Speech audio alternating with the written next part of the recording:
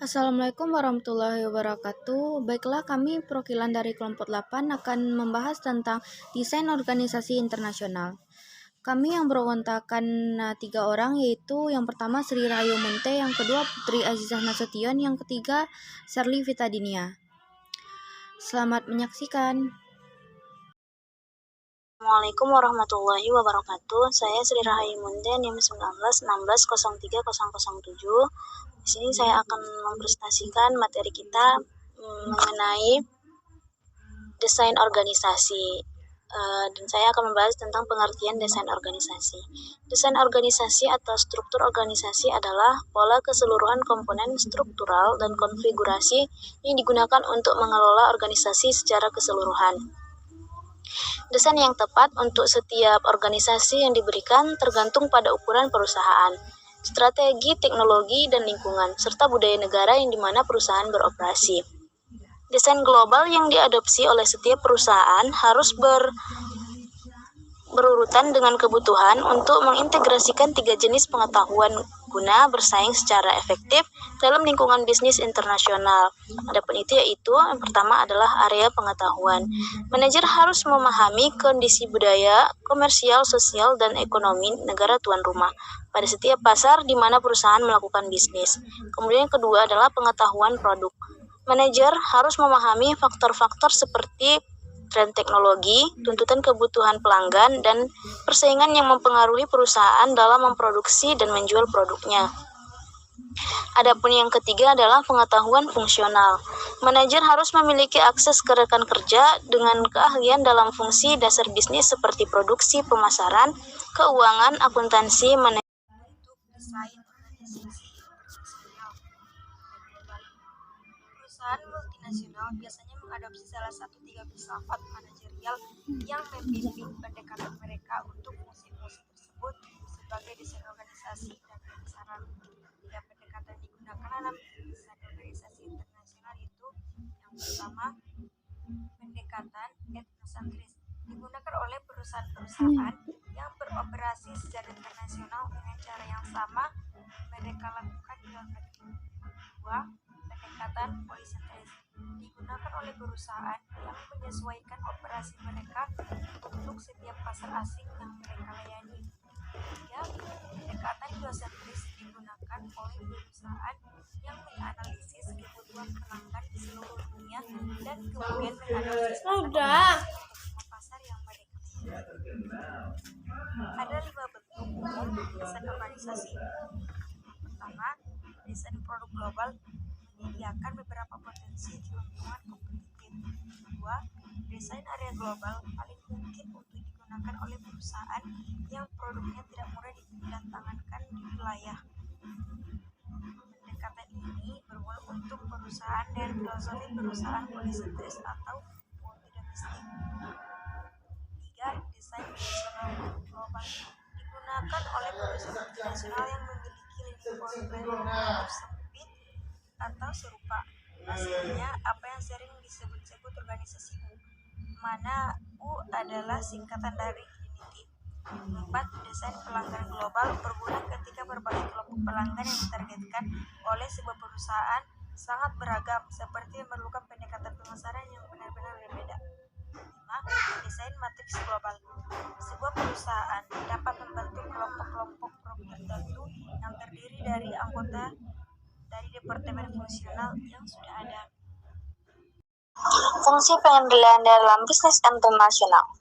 Fungsi pengendalian dalam bisnis internasional merupakan proses pemantauan kinerja yang sedang berlangsung dan membuat perubahan yang diperlukan untuk mempertahankan organisasi bergerak menuju tujuan kinerja. Pengendalian atau kontrol memiliki perbedaan dengan koordinasi. Koordinasi sebagai fungsi dari saling ketergantungan antar divisi dan fungsi perusahaan. Semakin tinggi tingkat saling ketergantungan antara divisi dan fungsi, maka koordinasi lebih diperlukan di antara mereka. Perusahaan multinasional dapat menggunakan salah satu dari beberapa strategi untuk mencapai dan mengolah tingkat koordinasi yang diinginkan. Yang selanjutnya yaitu 3 tingkat dalam pengendalian dalam bisnis internasional. Yang pertama yaitu pengendalian strategis. Ditujukan untuk memantau seberapa baik bisnis internasional merumuskan strategi maupun seberapa baik pelaksanaan strategi tersebut. Yang kedua yaitu pengendalian organisasional berfokus pada desain organisasi itu sendiri. Jenis yang paling umum dari sistem pengendalian organisasi adalah desentralisasi pusat pengendalian. Yang ketiga yaitu menggunakan sistem ini, perusahaan pertama mendefinisikan pusat tanggung jawab yang mendasar dalam organisasi. Unit bisnis strategis sering didefinisikan sebagai pusat tanggung jawab seperti wilayah geografis atau kelompok produk. Yang terakhir yaitu pengendalian operasional berfokus secara khusus pada proses operasi dan sistem di dalam perusahaan dan anak perusahaan dan unit operasi. Materi terakhir yaitu langkah-langkah sistem pengendalian dalam bisnis internasional. Yang pertama yaitu menetapkan standar pengendalian kinerja. Yang kedua yaitu menetapkan ukuran kinerja aktual. Yang ketiga yaitu membandingkan kinerja terhadap standar. Yang keempat atau yang terakhir itu menanggapi penyimpangan.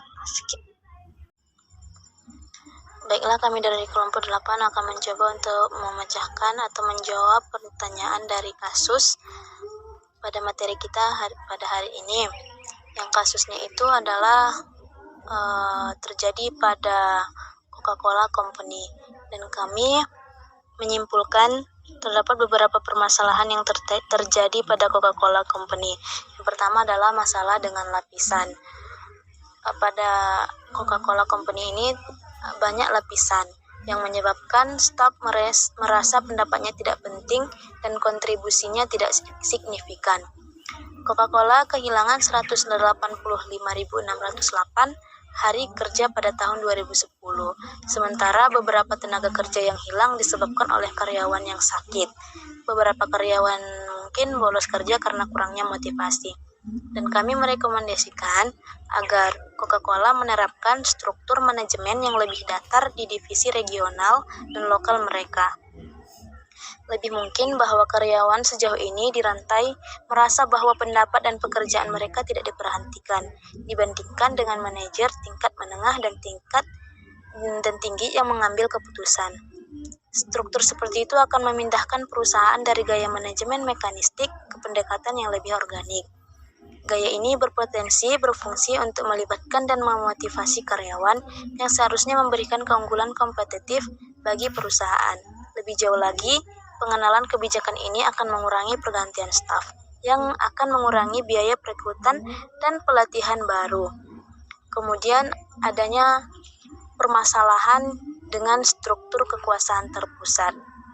Karena ukuran perusahaan yang besar, elemen kekuatan perusahaan diperlukan untuk mengatur kantor regional. Untuk itu, kami merekomendasikan agar desentralisasi beberapa aspek dari struktur organisasi dapat menghasilkan peningkatan kinerja organisasi.